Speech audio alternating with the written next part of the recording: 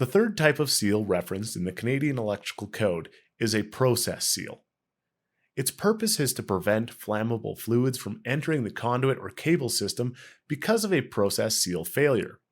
The process seals we are referring to are typically embedded into the instrument device or equipment that handle the flammable fluids. These seals are often subject to adverse operating environments and can occasionally fail.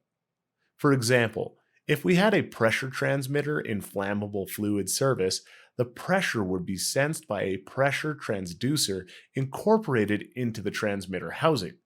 A primary seal would separate the transducer from the process fluid. Should the primary process seal fail, flammable fluids would be forced into the transmitter housing under high pressure and into the conduit or cable system. Flammable fluids could be forced into terminal and other electrical enclosures, posing an ignition hazard.